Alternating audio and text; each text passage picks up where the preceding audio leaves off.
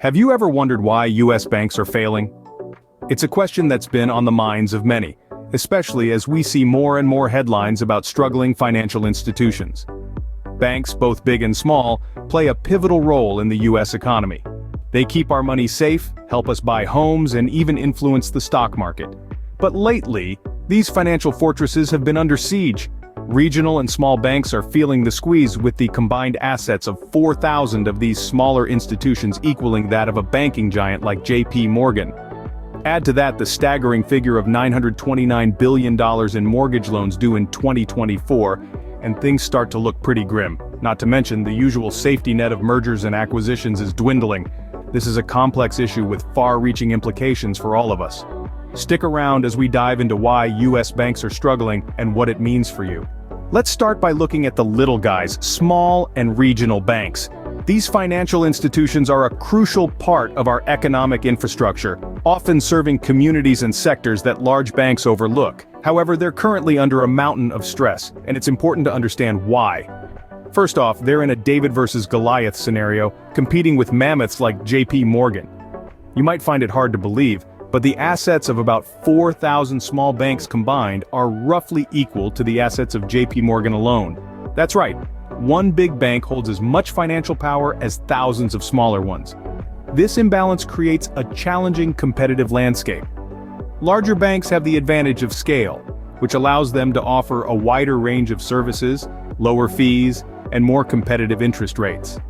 This puts small and regional banks in a tough spot as they struggle to attract and retain customers. Add to this the financial pressures these small banks are facing. With the looming maturity of nearly $929 billion in mortgage loans due in 2024, these banks are staring down the barrel of potential defaults and expensive loan payments. It's like a ticking time bomb, and the clock is running fast. But that's not all. Small and regional banks also have a higher cost of operation relative to their size. They don't have the luxury of spreading costs across a vast network like their larger counterparts. This means that every dollar spent on regulatory compliance or technological upgrades hits their bottom line harder. And then there's the regulatory environment. Though regulatory pressures apply to all banks, small and regional banks often lack the resources to easily adapt to new regulations. This can leave them scrambling to meet compliance deadlines, further straining their already tight budgets. So, as you can see, small banks are under a lot of pressure. They're battling Goliath-sized competitors, facing financial time bombs, and navigating a complex regulatory landscape, all while trying to serve their communities. It's a tough job, but someone's got to do it. Now, let's talk about loans, specifically expensive loan payments and mortgages. To understand why banks are facing a hard time, we first need to understand how they make money.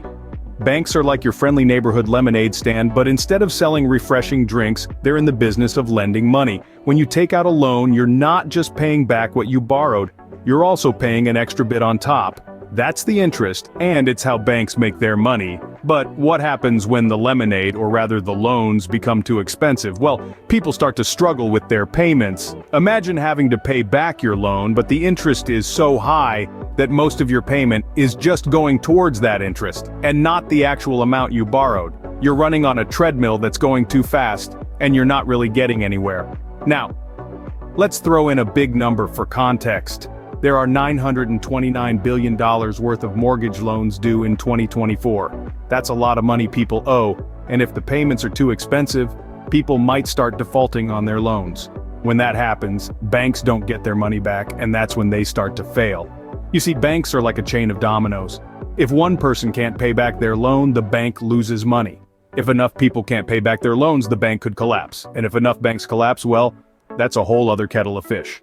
So, banks are caught in a tricky situation. They need to make money from loans, but if they make the loans too expensive, they risk not getting their money back at all. It's a delicate balance, and right now, it seems like the scales are tipping in the wrong direction.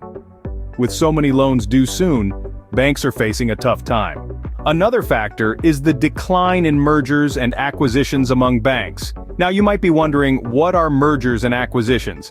Well, to put it simply, mergers and acquisitions are like two friends joining forces to become a stronger team. In the business world, these are strategies by which companies consolidate to expand their reach, cut costs, or enhance their services. In the context of banks, mergers and acquisitions are especially important. They allow smaller banks to survive in a market dominated by banking giants. By merging with or acquiring other banks, these smaller institutions can pool their resources, share risks, and ultimately become more competitive. But lately, we're seeing a decline in these activities. Why is this happening, you ask? Several reasons, really. First, regulatory hurdles have made it more challenging for banks to merge or acquire others. Stringent rules and regulations are put in place to ensure fair competition and prevent the formation of monopolies. While these rules are necessary, they can also deter banks from attempting to merge or acquire. Second, the economic uncertainty brought about by global events has made banks cautious. They're less willing to take risks, and a merger or acquisition is definitely a big risk. Lastly, the public's perception of banks has shifted. In the past, bigger was often seen as better. Today, however, people value local, community-focused banks that understand their unique needs. This shift in preference makes mergers and acquisitions less appealing. So what happens when banks can't merge or acquire? Well, they're left to face the harsh competition on their own.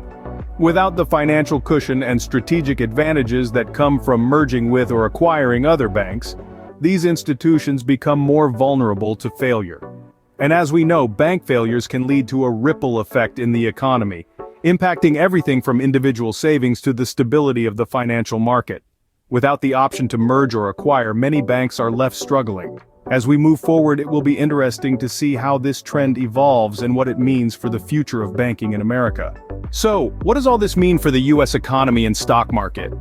Well, let's break it down. Banks are the heartbeat of our economy. They provide the loans that businesses need to grow and create jobs. They offer mortgages so that people can buy homes. They help to keep money flowing smoothly through our economic system. So when banks are stressed or failing, it can have a ripple effect on the entire economy. Imagine a town where the local bank has just failed. Businesses might struggle to get the loans they need for expansion or even day-to-day operations. Homeowners might find it harder to refinance their mortgages. Consumers might have less access to credit. All of this can lead to slower economic growth, or in the worst-case scenario, a recession. But what about the stock market? Well, banks play a big role here too. When a bank fails, it can send shock waves through the stock market. Investors may start to worry about the health of other banks and pull their money out. This can lead to a drop in stock prices, not just for banks, but for all kinds of companies. After all, if businesses can't get loans, they might not be able to grow, and that could hurt their stock prices. And remember that $929 billion mortgage loans due in 2024 we talked about? If many people can't pay those loans back, and banks start to fail as a result, we could see a repeat of the 2008 financial crisis.